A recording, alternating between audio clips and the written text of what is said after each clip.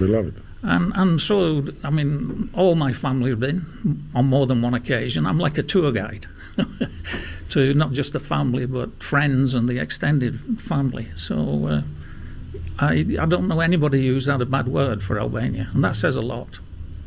Yeah, it's true. But a common friend was telling me that you sometimes are not critical, but you sometimes are like, why Albanian people have to go to Britain? Yes, yeah. Can you explain this? Yes and no. I prefer Albania to living in a city. Living in London, to me, doesn't interest me. I mean, the UK has a lot of challenges. It's not the grass is greener on the other side. I understand why people go. That's why it's that's why I'm saying it's not a criticism, but it's just like but you know, unless you get a really well-paid job because of the taxation, because of the price of the housing, the quality of life, I think, is what you need to balance. Not just that I can earn more in the UK. The other thing I see, if I go back to my childhood, I was brought up in the 60s in an industrial town near Manchester, 15 miles west of Manchester. But growing up, there was a family, a community around you. And like you said earlier, we had fun, even though, you know, we didn't have lots of money.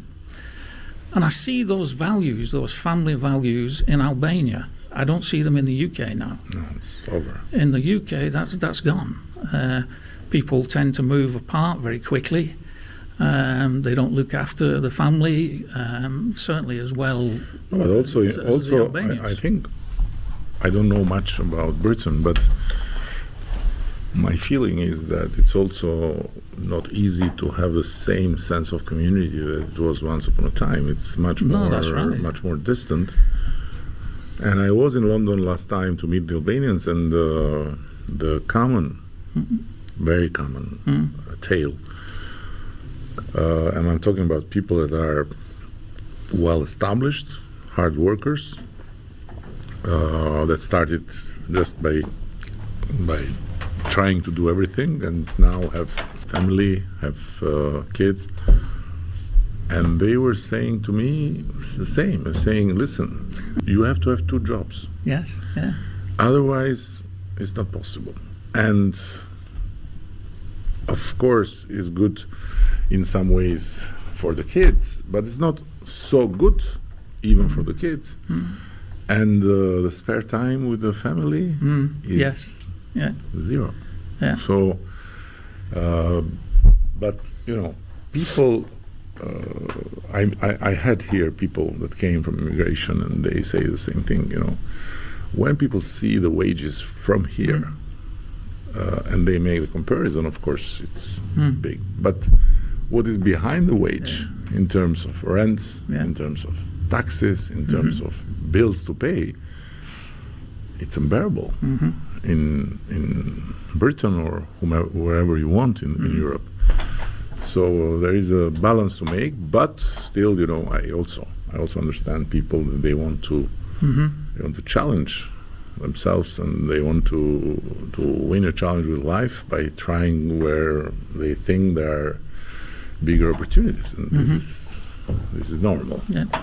And how is your time in terms of, let's say, how is a normal day of yours in Albania? It varies, to be honest.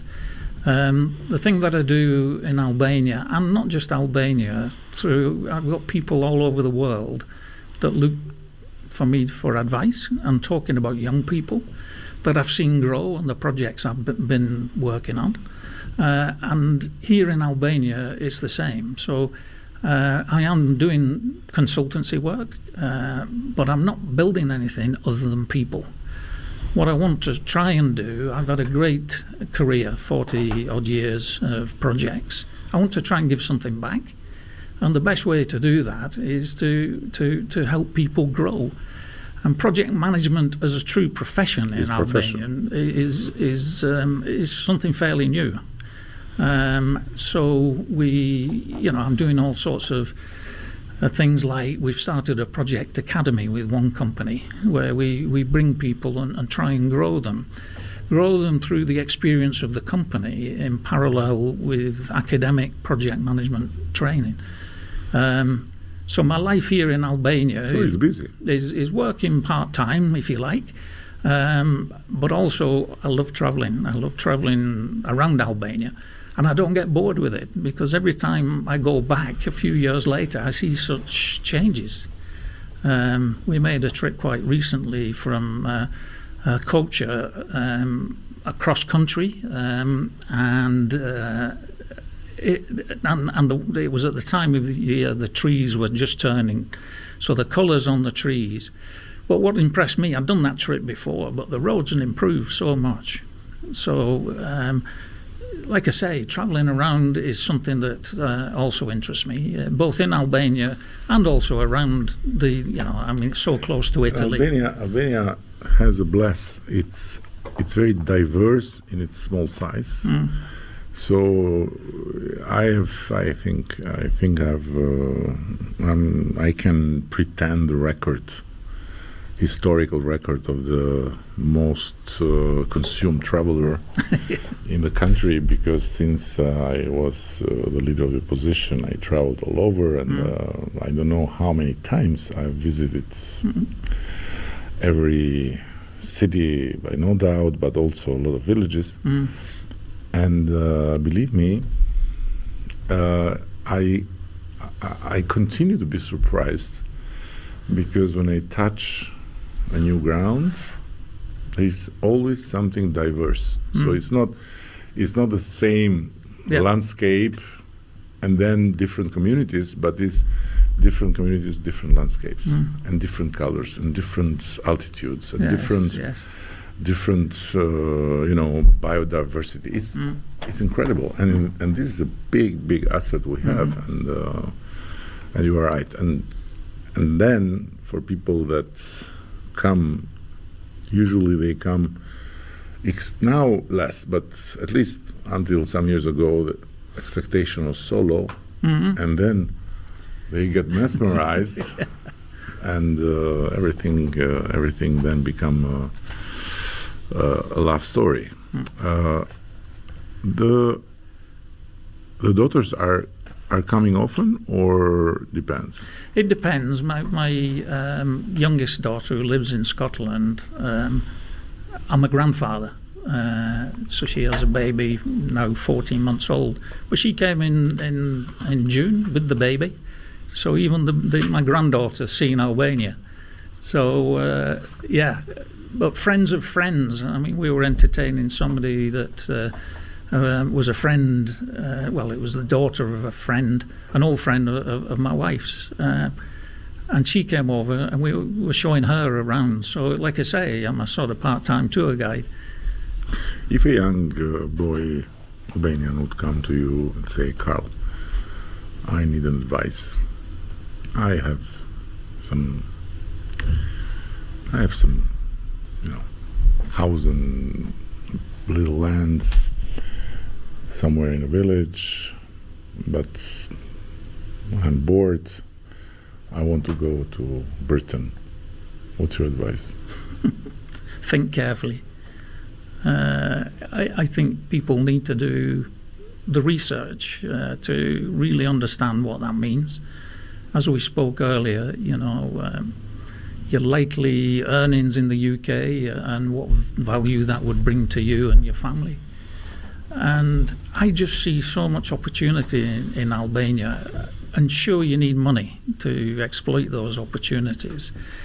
The UK is struggling right now on all sorts of fronts: economic, taxation, the health security is a big one, the health system.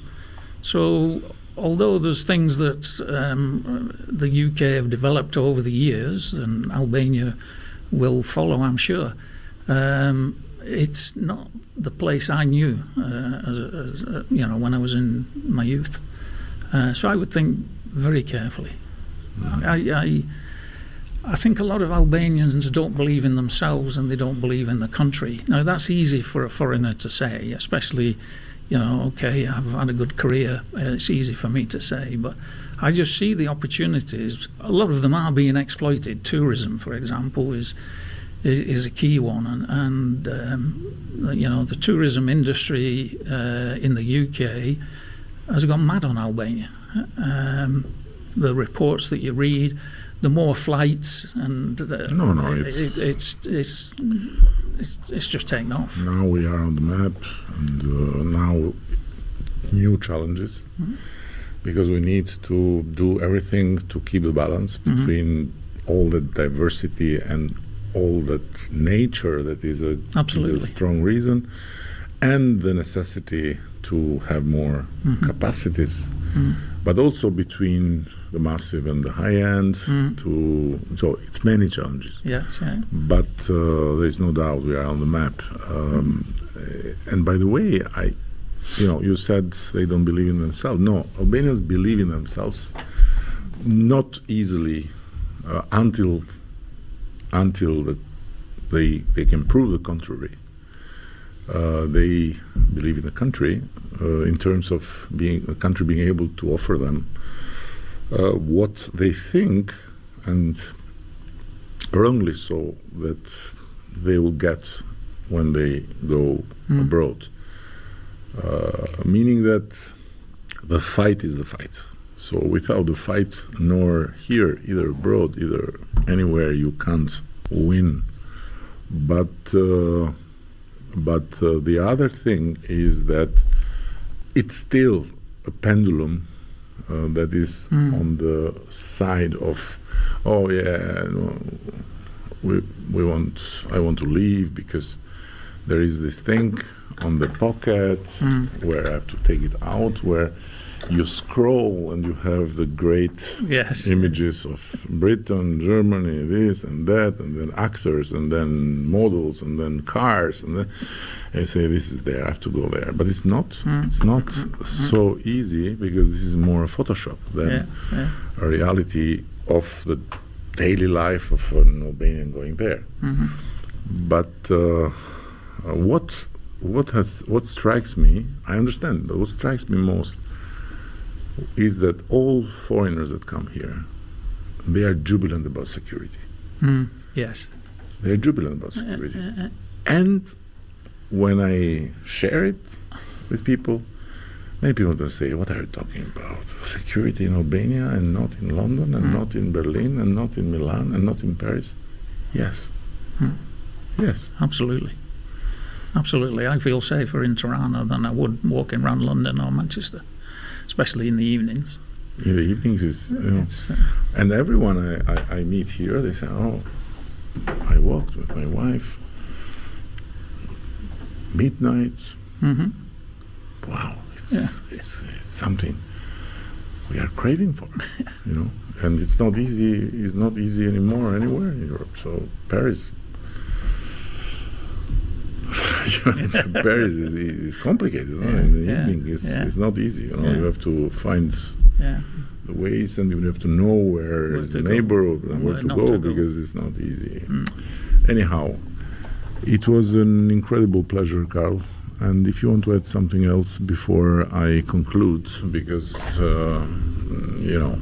the Albanian tradition, the last word to the guests. So if you want to add something else that you feel like we didn't touch or you didn't say? No, I think we've covered most of the areas. I mean, I'd like to thank you for giving me this opportunity, because I think life is all about opportunities. That's what I tell the young people I'm trying to sort of mentor. So this was a great opportunity, and it is a fantastic country, and I'm just blessed that I ended up here, and it was my last project, and hopefully I'll stay in Albania a long time.